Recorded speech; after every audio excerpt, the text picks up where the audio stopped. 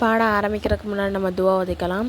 ரப்பி ஷ்ரஹ் லி சத்ரி வயஸ்ஸிர் லி அம்ரி வஹ்லுல் உக்தத்தம் மின் லிசானி யஃப்கஹு கௌலி ரப்பி ஜித்னி இல்மா ரப்பி ஜித்னி இல்மா ரப்பி ஜித்னி இல்மா. அஸ்ஸலாமு அலைக்கும் வரஹ்மத்துல்லாஹி வபரகாத்துஹு. சிறுவர்களுக்கான குர்ஆன் மதர்ஸா ஆன்லைன் கிளாஸ் இப்போது நம்ம ஸ்டார்ட் பண்ணியிருக்கோம். இன்ஷா அல்லாஹ் இதில் விருப்பமுள்ளவங்க உங்களுடைய பிள்ளைங்களை சேர்த்து விடுங்க.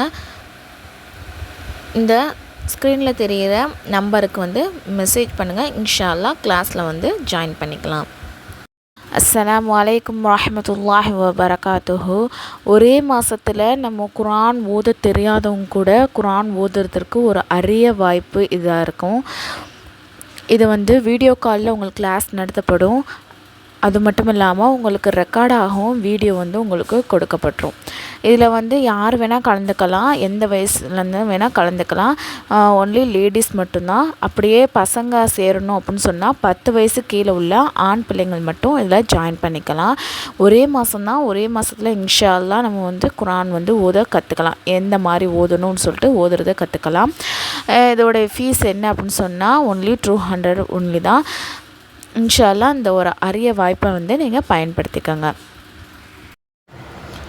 பாடம் 22 உம்மஹாத்துல் முஃமினீன். அதாவது ரசூல் ஸல்லல்லாஹு அலைஹி வஸல்லம் 11 மனைவிகள் இருந்திருக்காங்க. அவங்க எல்லோரும் நல்லவங்களாகவும் உண்மையாளராக இருந்திருக்காங்க. உம்மஹாத்துல் முஃமினீன் அப்படின்னா முஃமின்களுக்கே தாய்மார்கள் அப்படின்னு சொல்லப்படும். நம்ம எப்படி நம்மளுடைய அம்மாவை நேசிப்போமோ அதே மாதிரி அவங்களையும் நம்ம நேசிக்கணும், அவங்களுக்கும் நம்ம மரியாதை கொடுக்கணும். சரிங்களா? அனைத்து பெண்களையும் விட சிறந்த முன்மாதிரியாக ரசூல் ஸல்லல்லாஹு அலைஹி வஸல்லம் மனைவிமார்கள் இருந்திருக்காங்க.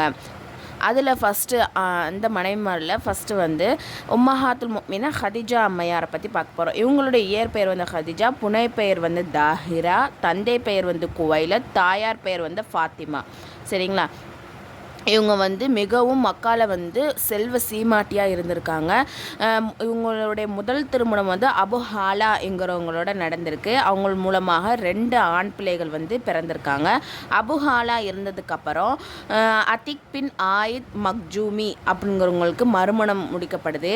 இவங்க மூலமாக ஒரு பெண் குழந்தை பிறக்குது. இதே மாதிரி இவங்களும் சில நாட்களுக்கு பிறகு இறந்து போயிடுறாங்க.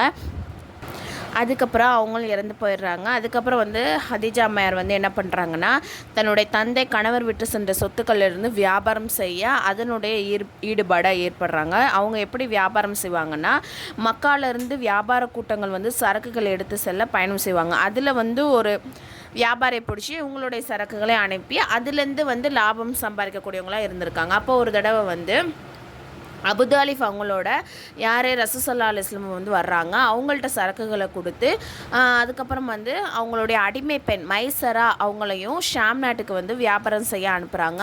அவங்க போயிட்டு 2 மடங்கு லாபம் கிடச்சிட்டு வர்றாங்க. அப்போ ஹதிஜா அம்மையார்ட்ட அந்த அடிமை பெண் பயணத்தில் நடந்தது விஷயத்தை பற்றி விசாரிக்கிறாங்க. சரிங்களா? அப்போ அந்த அடிமை நபிசுல்லாஹு நற்குணம், அப்புறம் அவங்க எப்படி வியாபாரத்தில் நீதி நேர்மையாக நடந்துக்கிட்டாங்க, அந்த மாதிரி எல்லா விஷயம் சொன்னோன்னு அப்போ ரசூல்லா மீது ஹதிஜா அம்மையாருக்கு ஈர்ப்பு ஏற்படுது. அதுக்கப்புறம் நபியை திருமணம் செய்து கொள்வதாக தூது அனுப்புகிறாங்க.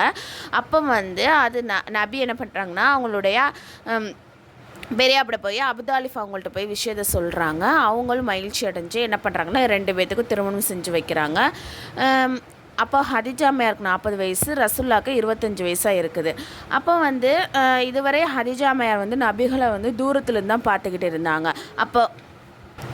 இப்போ ரசூல்லா நேர்மை நற்குணம் கேள்விப்பட்டு அவங்கள திருமணம் முடிச்சிட்டோன்னா இப்போ எல்லாத்தையுமே அவங்க பக்கத்தில் இருந்தே பார்க்கக்கூடிய, அதாவது அவங்களோட நற்குணங்கள், உயர்ந்த பண்புகள், இது எல்லாமே அவங்களுடைய பக்கத்தில் இருந்தே பார்க்கக்கூடிய அந்த பாக்கியம் ஹதிஜா அம்மையாருக்கு கிடச்சிருக்கு. இந்த பாடத்தோட கொஸ்டின் ஹதிஜா அம்மையார் தமது வியாபாரத்தின் அண்ணலாரை ஏன் இணைத்து கொண்டார்கள்? ஹதிஜா அம்மையாரின் அடிமை பெண் வியாபார பயணத்தில் நடந்த விஷயங்களை எவ்வாறு விவரித்தார்கள்? மேலும் அவ்வியாபாரத்தில் எவ்வளவு லாபம் கிடைத்தது? ஹதிஜா அம்மையார் எதன் காரணமாக நபி அவருக்கு திருமணம் தூது அனுப்பினார்கள்? பாடம் 24 ஹதிஜா அம்மையார் ஒவ்வொரு சிரமத்திலும் அண்ணனாருக்கு உதவுதல். ஹதிஜா அம்மையாருக்கு திருமணமாக 15 வருஷத்துக்கு அப்புறம் அல்லாஹ் தாலா நபிக்கு நபி பட்டத்தை கொடுக்குறான் ஹிரா குகையில். அப்போ ரசூல்லா அந்த அல்லாஹ் கொடுத்த அந்த பொறுப்பும், அது மட்டும் இல்லாமல் ஜிப்ரீல் அலைஹிஸ்ஸலாம் வந்து அசல் உருவத்தில் பார்த்ததுனாலும் ரொம்ப பதட்டம் அடைஞ்சிடுறாங்க. வீட்டுக்கு வந்து ஹதிஜா அம்மையார்ட்ட வந்து என்னை போத்துங்க அப்படின்னு சொல்கிறாங்க, ரொம்பவே பயந்துக்கிட்டு. அதே மாதிரி போத்துனதுக்கப்புறம் அவங்களுக்கு வகை இறங்கிய அந்த செய்தி எல்லாமே ஹதிஜா அம்மையார்ட்ட சொல்கிறாங்க. எனக்கு ரொம்பவே பயமாக இருக்குது அப்படின்னு சொல்லிட்டு ரொம்பவே சொல்கிறாங்க. அப்போ வந்து ஹதிஜா அம்மையார் அவங்களுக்கு ஆதரவாக பேசுகிறாங்க. உங்களுக்கு எதுவுமே நடக்காது, இறைவன் அதாவது அல்லாஹ் வந்து உங்களை கைவிட மாட்டான். ஏன்னா நீங்கள் வந்து ஏழை எளியோருக்கெல்லாம் உதவுறீங்க, ஆதரவற்றவங்களுக்கு உதவுறீங்க, விருந்தாளிக்கு உபசரிக்கிறீங்க, விருந்து உபசரிக்கிறீங்க. அதே மாதிரி நீங்கள் யாருக்கும் அநியாயம் செய்ய மாட்டீங்க. இந்த மாதிரி ஆறுதல் வார்த்தைகளை கூறி அவங்கள வந்து நிம்மதி அடைய வைக்கிறாங்க. அதே மாதிரி ஹதிஜா அம்மையார் வந்து முதலாக ரசூல்லாவுடைய அந்த நபித்துவத்தை உண்மைப்படுத்தி ஈமானை ஏற்றுக்கிறாங்க. அதே மாதிரி சகலவிதமான சிரமத்திலையும் ரசூல்லாவுக்கு ஒரு துணையாக இருந்திருக்காங்க. காஃபிர்கள் என்ன தான் தொல்லை கொடுத்தாலும் அவங்களுக்கு வந்து துணையாக இருந்து அவங்கள பாதுகாத்துட்டு வந்திருக்காங்க. அதே மாதிரி ஹதிஜா அம்மையார் வந்து ரசூல் ஸல்லல்லாஹு அலைஹி வஸல்லம் அவர்கள் பேச்சுகளை வந்து உண்மைப்படுத்துவார்கள்.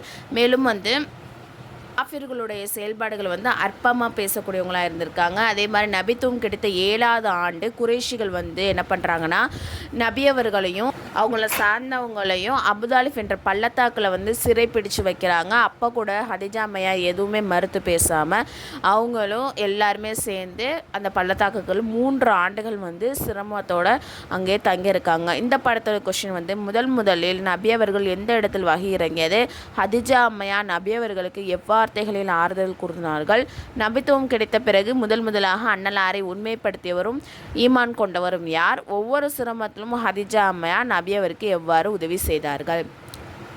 பாடம் 25 ஹதிஜா அம்மையாரின் சிறப்புகள்.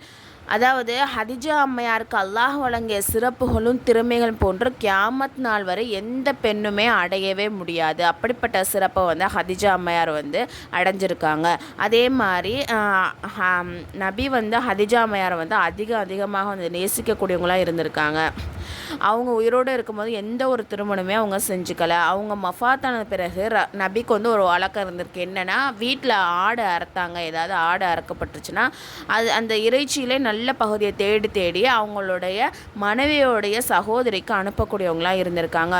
அதே மாதிரி எப்போதுமே நபியவர்கள் வந்து ஹதிஜா அம்மையாரை பற்றியே பேசிக்கிட்டே இருக்கக்கூடியவங்களாக இருந்திருக்காங்க. ஒரு தடவை ஆயிஷா ரலி சொல்கிறாங்க, நபியே நீங்கள் ஏன் மௌத்தா போன ஒரு மூதாட்டியே நினச்சிக்கிட்டே இருக்கீங்க, அல்லாஹ் தான் உங்களுக்கு அவங்கள விட சிறந்த மனைவியை தந்திருக்கானே அப்படின்னு சொல்கிறாங்க.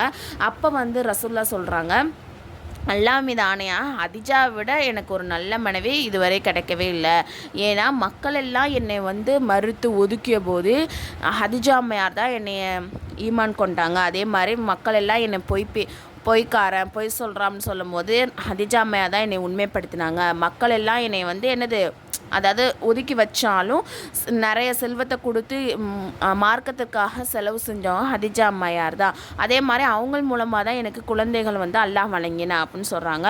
அதே மாதிரி முதலாக அண்ணலாரை நபியாக ஏற்றுக்கொண்டது, சிரமம் மற்றும் கவலையின் போது அண்ணலாருக்கு ஆறுதல் கூறியது, கடினமான சோதனை, இந்த மாதிரி பல சூழ்நிலைகளையும் கூடவே இருந்தது யார் அப்படின்னு சொன்னால் ஹதிஜா அம்மையார் தான். அல்லது ஹதிஜா அம்மையார் நபித்துவம் கிடைத்த 10வது ஆண்டில் சுமார் 65ஆம் வயதில் வந்து மஃபாத்தாராங்க. மேலும் அவர்களது மன்னரை மக்காவில் உள்ள ஹஜூன் என்னும் கபிரிஸ்தானில் இருக்குது.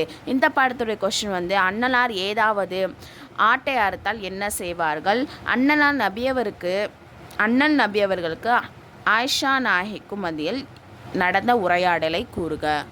இது ஃப்ரீ முஅல்லமா கோர்ஸ். இதில் வந்து 1 இயர் கோர்ஸ். இதில் வந்து ஜாயின் பண்ண விருப்பம் உள்ளவங்க கீழே நான் டிஸ்கிரிப்ஷனில் வந்து டெலகிராம் லிங்க் வந்து கொடுத்துருக்கேன், அதில் வந்து ஜாயின் பண்ணிக்கோங்க. அதில் வந்து இன்னும் சில டீட்டெயில்ஸ்லாம் கொடுத்துருக்கேன்.